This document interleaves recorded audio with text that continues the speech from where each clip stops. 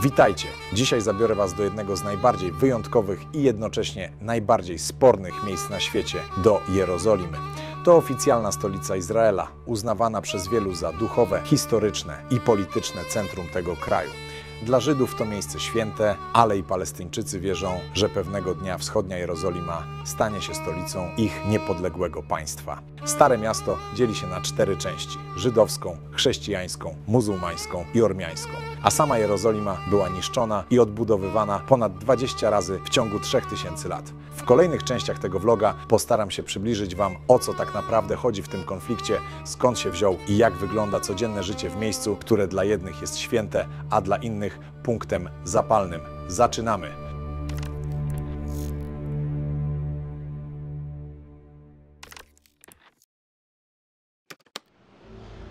Siemanko, witam serdecznie w drugim odcinku z tej serii na kanale Podróże Wojownika. Jestem właśnie w Izraelu, jestem w Jerozolimie, czyli na ziemi świętej, na ziemi 3 religii.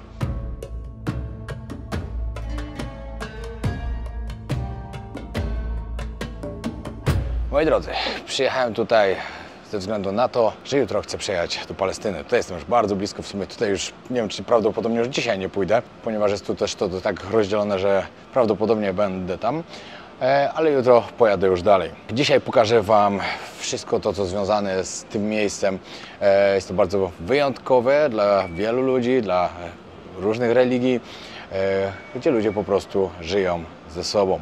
I to było już widać od razu na dworcu, jak byłem. Było widać kobiety w chustach, czyli muzułmanki, było widać ortodoksyjnych Żydów, było widać też innych ludzi, którzy nie wiem z jakiej religii byli, bo wyglądali całkowicie normalnie. Nie widziałem tylko nikogo z tyloma tatuażami co ja. Także ja też wyglądam wyjątkowo. Oglądajcie ten odcinek. I na samym początku jeszcze przypominam o tym, że ponad połowa z Was nie subskrybuje kanału Podróże Wojownika, co można zobaczyć tutaj. Także zapraszam serdecznie.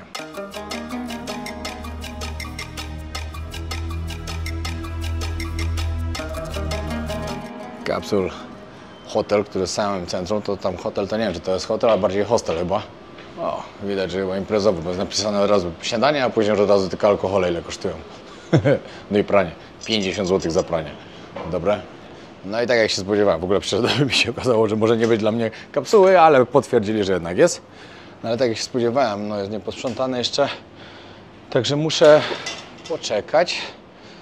Pójdę coś zjeść, napić się i może już trochę pozwiedzam. Nie wiem jak to z tymi miejscami, tymi najbardziej popularnymi, wiecie, też ściana płaczy i tak dalej. Nie wiem, czy ja z takim plecakiem tam mogę iść ze sprzętem elektronicznym, bo pewnie jakieś bramki są. No, chyba, że nie ma, ale pewnie są. Także nie wiem jak to będzie, ale dobra, no nic, idę i wrócę troszkę później. Dobra, w napływie energii po kawie stwierdziłem, że jeszcze mam dalej czas. No to na siłownię. Teraz przeczytałem sobie właśnie trochę o tym, do kogo należy to stare miasto tutaj w Jerozolem. No i to jest miejsce wielkich sporów tak naprawdę, ponieważ no wiadomo, że Izrael, to jest Izrael, oni okupują to miejsce i tam niby na mapie jest pokazane, że to już jest Palestyna, ale to jest Palestyna, która jest okupowana przez Izrael. Izrael uważa, że to ich ziemia, Palestyna pewnie uważa, że ich. No i takie, wiecie, ciężko powiedzieć, ale na mapie jest tak zaznaczone, jakby to było po prostu w tej części Palestyny, która jest po prostu okupowana.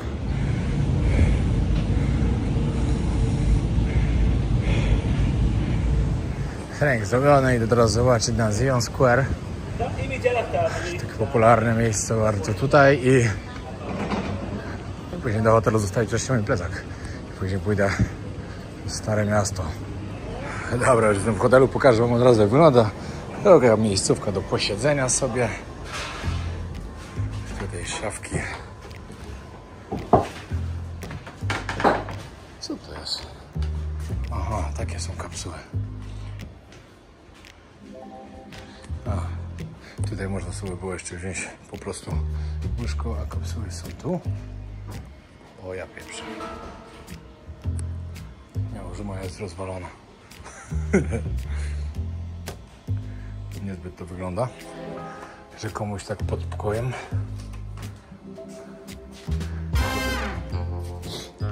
006.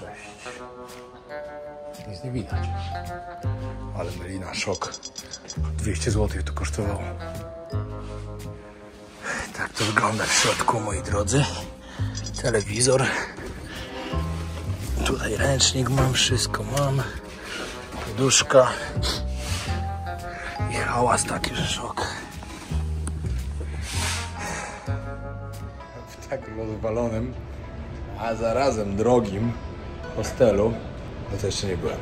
Takie coś w Azji 30-50 zł max. Chodziło mi o Azję Południowo-Wschodnią. No i drodzy też do Starego Miasta. Tam jest jedna brama, która jest nową bramą po lewej stronie, a ja pójdę pod Jaffa Gate, czyli starą bramę, która jest najbardziej znana, którą jeszcze będą Turcy wybudowali. No i tu od razu widać, że jest inaczej. Wszystko inaczej wygląda. Budynki z piaskowca. Wiele osób mi mówi, że właśnie jak przyjdę tutaj do Jerozolimy, do Starego Miasta, opatrz jak sobie idzie z karabinem gościu. Turysta z karabinem. No i żebyście wiedzieli też, bo może wiele osób nie wiedzieć, Jerozolima to jest stolica Izraela. I właśnie gdzieś przeczytałem, że Palestyńczycy jeszcze wierzą w to, że kiedyś, jak zostaną uznani na arenie międzynarodowej, odzyskają właśnie swój teren, Jerozolimę, i że to będzie ich stolica. Konflikt między Izraelem a Palestyńczykami to jeden z najbardziej złożonych i długotrwałych sporów na świecie. Chodzi w nim przede wszystkim o ziemię, tożsamość narodową i prawo do samostanowienia. Palestyńczycy chcą mieć swoje niezależne państwo ze stolicą we wschodniej Jerozolimie, natomiast Izrael uważa całe miasto za swoją niepodzielną stolicę.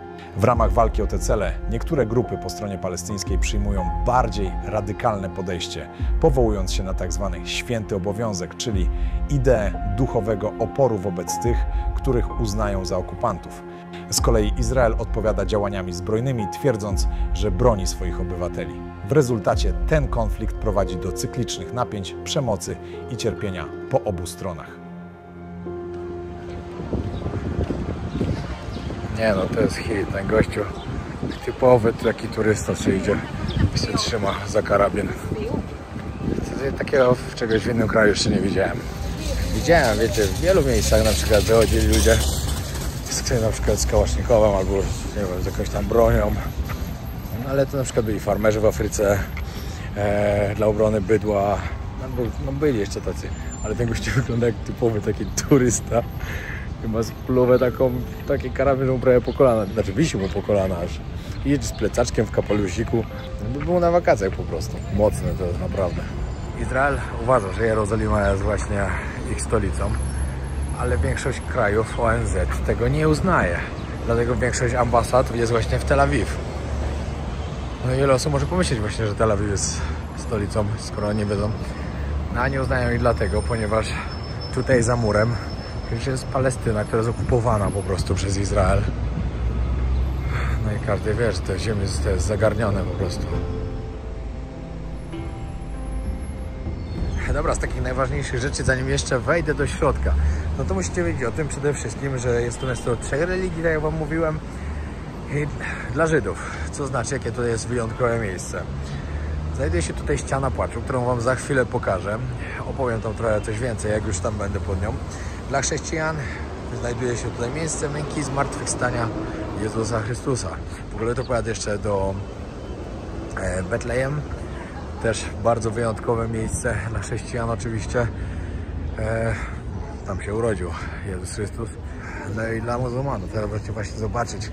To jest przede wszystkim wzgórze świątynne, gdzie znajduje się kopuła na skale i meczet Al-Aqsa. I tutaj właśnie zobaczycie wszystkie 3 pomieszane religie, pomieszanych ludzi, którzy bez problemu są ze sobą. O, tutaj możecie zobaczyć napisy w hebrajsku. No jestem w Starym Mieście. Ale to jest klimacik. Kurde, takie miejsca to ja lubię. To jest tak stare miejsce, sobie wyobraźcie, tutaj przecież każdy kamień, który tutaj jest, to jest częścią historii po prostu tego miejsca.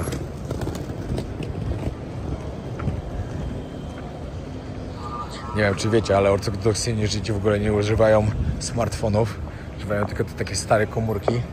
A jak byłem w Nowym Jorku na takiej dzielnicy, to w ogóle musiałem mieć tylko takie rozkładane z klapką. Wiecie, co jest wyjątkowego w tym miejscu? Właśnie to miejsce jest takim naprawdę świętym miejscem dla paru miliardów ludzi. No bo skoro tutaj się krzyżuje judaizm, chrześcijaństwo i islam, no to będzie parę miliardów. Jak wszędzie w miejscu, które odwiedzają miliony ludzi, muszą być uliczki, na których się handluje.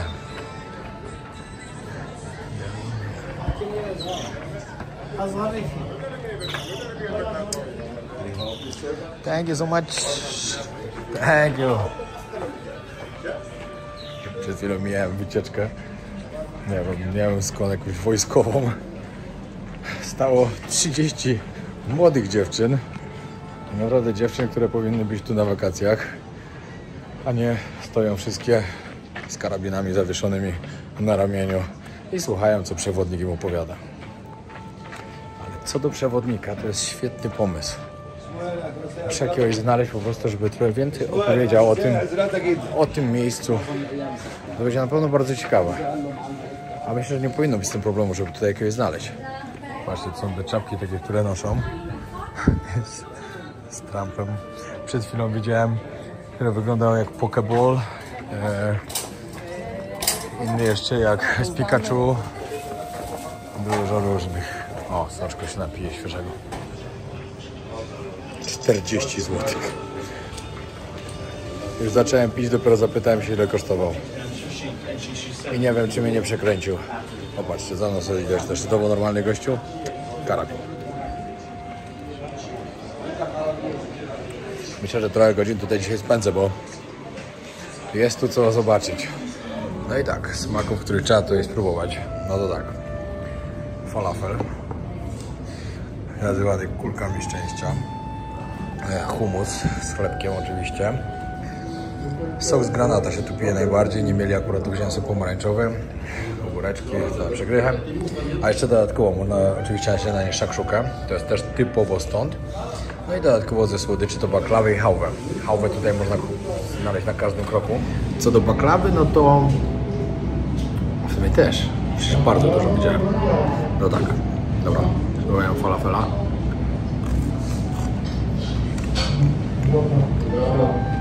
Dobra. No i hummus, który ja poza tym i tak lubię bardzo. Jak mam okazję gdzieś jeść, to jem.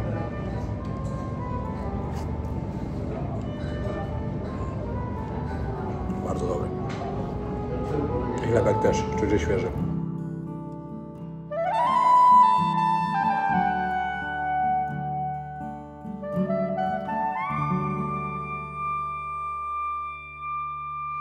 No i tak, zacznę od tego, że idę do Bazyliki Grobu Świętego, czyli najbardziej świętego miejsca dla chrześcijan, które znajduje się właśnie w chrześcijańskiej części Jerozolimy.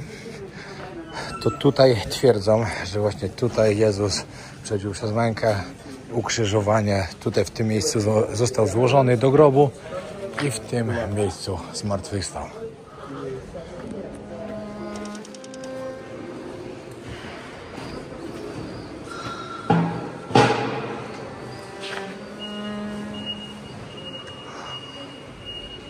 No i jestem w środku. O tak, tutaj jest pokazane właśnie ukrzyżowanie. Tutaj został złożony.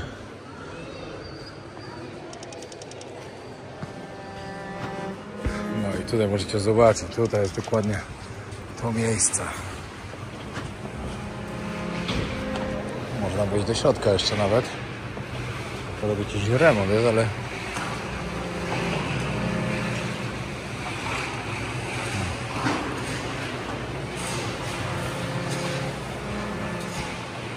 no i tak niestety mnie nie wpuszczą do środka. Mam krótkie spodenki, nie wiedziałem. Nie przygotowałem się za bardzo.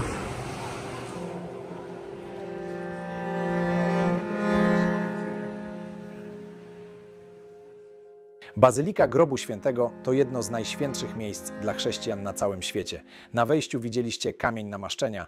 Według tradycji to właśnie tutaj złożono ciało Jezusa po śmierci, obmyto je i namaszczono przed złożeniem do grobu. Chwilę później mogliście zobaczyć grób Jezusa. To miejsce, gdzie według wierzeń Jego ciało zostało złożone, a 3 dni później miało dojść do zmartwychwstania. W tej samej bazylice znajduje się również Golgota, czyli wzgórze ukrzyżowania. To miejsce łączy w sobie historię, wiarę i niezwykłą duchową atmosferę, która przyciąga pielgrzymów z całego świata. Kurczę, no szkoda, że mnie tam nie wpuścili. No ale cóż, trudno. Moja wina, mój błąd. Idę teraz w kolejne miejsce. Teraz pójdę pod ścianę płaczu, czyli najbardziej święte miejsce dla judaizmu, czyli dla Żydów. Muszę sprawdzić nawigację, gdzie muszę iść. Zaraz pójdę pod ścianę płaczu, ale jeszcze tutaj chcę obejść sobie dookoła, zobaczyć, co tutaj jest ciekawego, co mógłbym wam pokazać. O, tutaj wieczorem się ładnie świeci, bo lampkami obwieszone.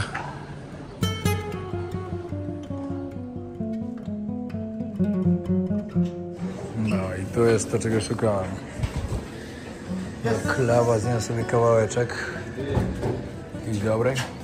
One for me, please. Where from? Poland.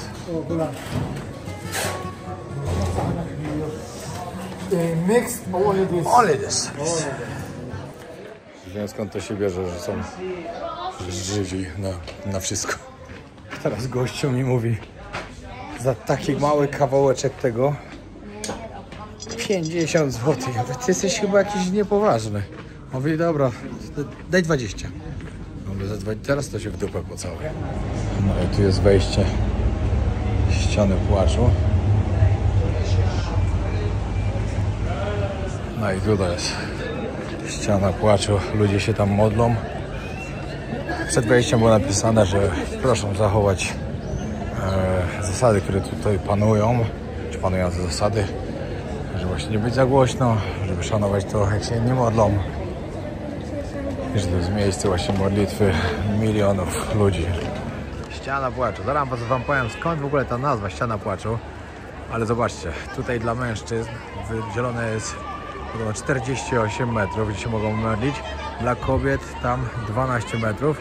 I do tego kobiety nie mogą modlić się na głos. Muszą to robić po cichu. Podobno nawet jeśli zostaną przyłapane na tym, mogą dostać jakieś tam, mogą mieć kłopoty po prostu z policją, która tutaj jest. Mur, który widzicie, to fragment starożytnej świątyni żydowskiej, a dokładnie jej zachodnia ściana. Został wzniesiony ponad 2000 lat temu, za czasów króla Heroda Wielkiego, który przebudował i rozbudował drugą świątynię w Jerozolimie. To, co przetrwało do dziś, to jedynie część ogromnego kompleksu świątynnego, który został zniszczony przez Rzymian w 70 roku naszej ery. Dla Żydów jest to najświętsze miejsce modlitwy, ponieważ znajduje się najbliżej dawnego miejsca przechowywania Arki Przymierza. No to tak, moi drodzy, dlaczego to się nazywa Ściana płaczu, to co jest za mną?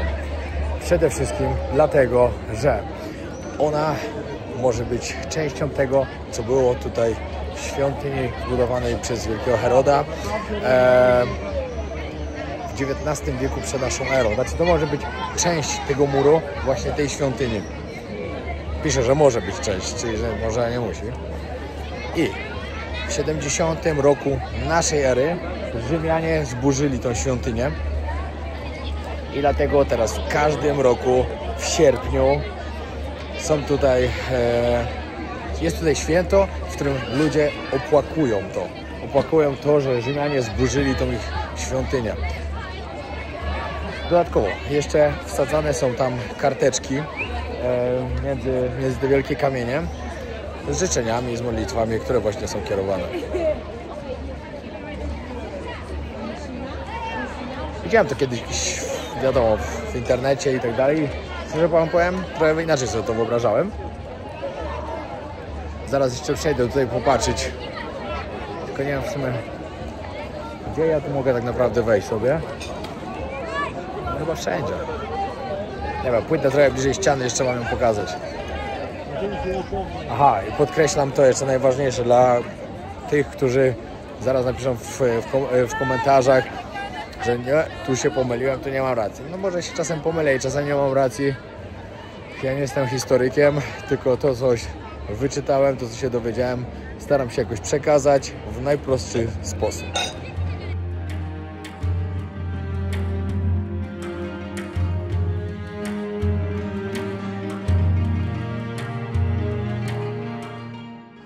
No i dobra, drugie miejsce, które chciałem wam pokazać, czyli najświętsze miejsce dla judaizmu, dla Żydów.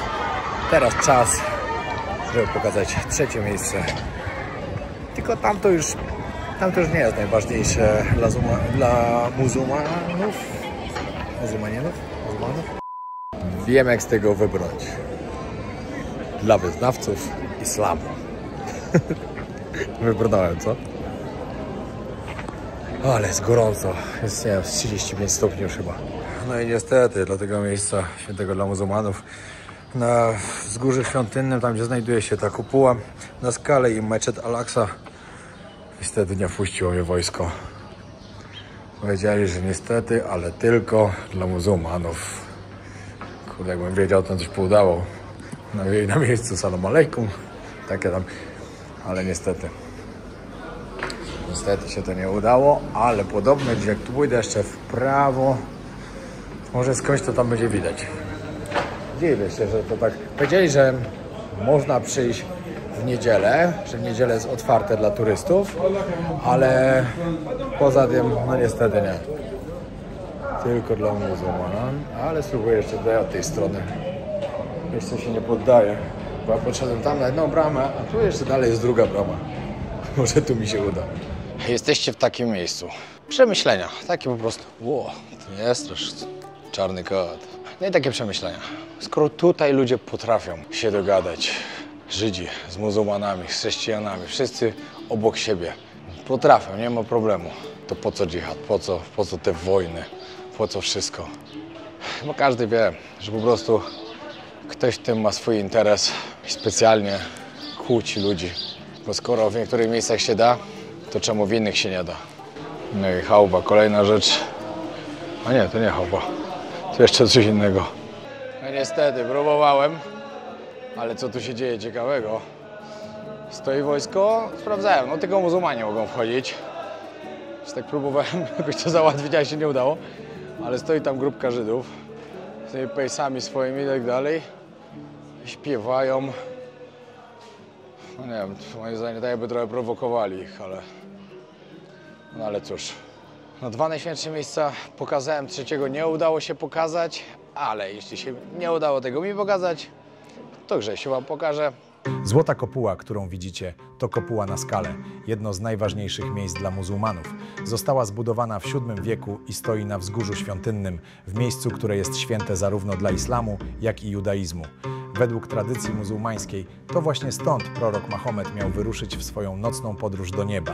To jedno z najbardziej rozpoznawalnych miejsc w Jerozolimie, przyciągające pielgrzymów i turystów z całego świata. W ogóle muszę dzisiaj znaleźć miejsce, gdzie jest dworzec autobusowy, żeby wiedzieć, o której jutro odjeżdża do Hebron. Już właśnie kolega pomógł mi z hotelem, który warto wybrać tam w centrum. No i muszę przede wszystkim się zatrzymać po dobrej stronie, bo to miasto jest podzielone na żydowską część i muzułmańską. Ja chcę zostać tej muzułmańskiej. Jest na H1 i H2, ale to wszystko wam jutro powiem.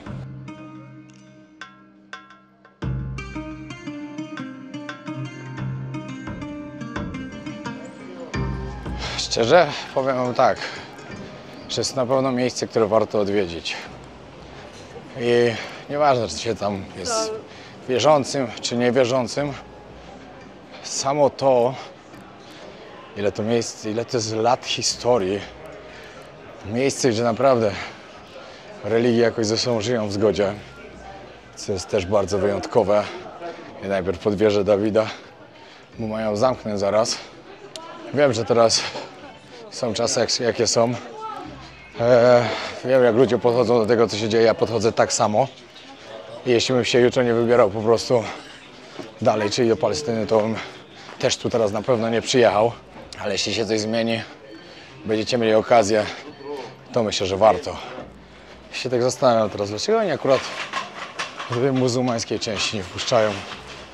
Czy to jest spowodowane tym, co się dzieje teraz, tym ich konfliktem?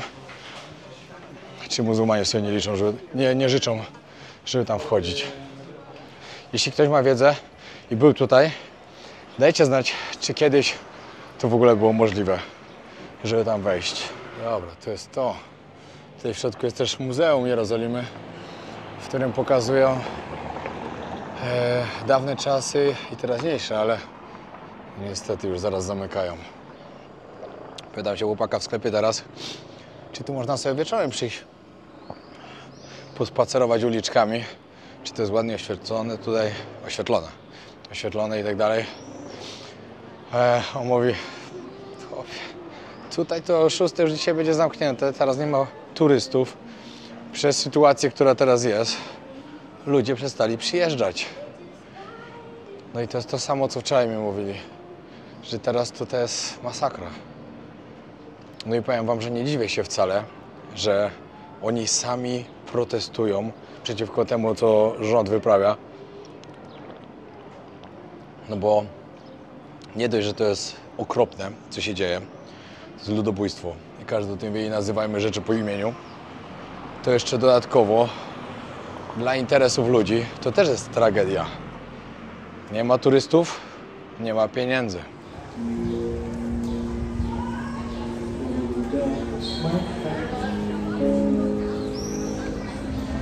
Czas iść trochę odpocząć do hotelu, bo wykończyło mnie trochę do słońca. Trochę mnie nawet spaliło. Nie sądziłem, że tak gorąco tu dzisiaj będzie, bo tak naprawdę jak sprawdzałem pogodę, no dobra, sprawdzałem w sumie pogodę w Tel Awiw, a nie tutaj. No ale tutaj jest spokojnie 10 stopni więcej niż tam było. Wiecie co wam powiem szczerze, że ja tu naprawdę nie widzę turystów. No nikogo. Nawet nie miałem tak, żeby ktoś gdzieś koło mnie przechodził i gadał w języku takim, którym wiedział, że gdzieś jest z Europy na przykład. No ale z drugiej strony to jest karma. Mam nadzieję, że jak najszybciej się to zakończy, to co się tam dzieje. Dzisiaj czwartek, czyli już zaczyna się ten weekend. Bo tutaj, tak jak wam mówiłem, czwartek, piątek jest weekend. Bo soboty mają wolne. Powiem wam, że na mieście wszędzie tyle ludzi, a dopiero 19.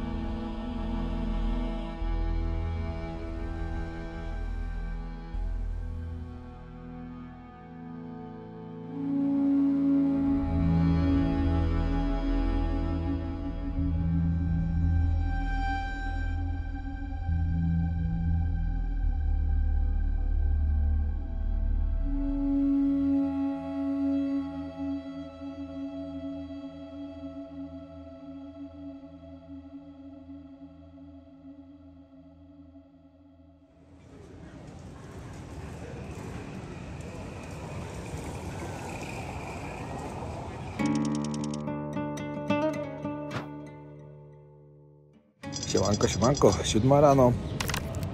Ja już czekam na kawkę, idę na trening, później śniadanie i kolejne miejsce, do którego ruszam, to Betlejem. No, chyba tam zostanę na noc, bo tam pojadę tylko pozwiedzać. Pojadę już dalej dzisiaj. Nie wiem, zobaczę. Zaraz zobaczę, ile tam w ogóle jest do zwiedzania, do pokazania i zdecyduję. Ja już gotowy. 9 rano, równa. Idę zjeść szakszukę, czyli coś, co jest typowo też stąd. I później ruszam na dworzec, zostawić rzeczy. Włączę sobie drona, jakieś tam kamerki. Nie chcę w sumie tego ze sobą brać, no bo nie wiem, czy będą mi sprawdzać gdzieś, czy tak, i tak dalej. Obawiam się, że bym to stracił, no bo jednak drona tam brać tak średnio. Właśnie muszę wziąć teraz za usuwanie rzeczy z telefonu, te, które nagrałem tutaj przez ostatnie 2 dni.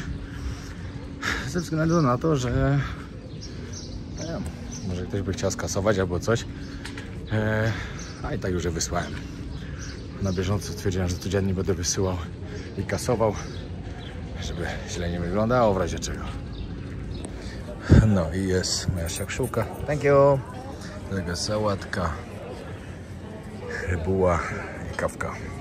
W ogóle zacząłem sobie wyzwaniem spróbować 30 dni bez cukru. Nawet kawy nie słodzę, także trzymajcie kciuki. Ustawiłem sobie przypomnienie na telefonie codziennie rano na 7:30 nie jeść cukru, żebym przypadkiem nie zapomniał.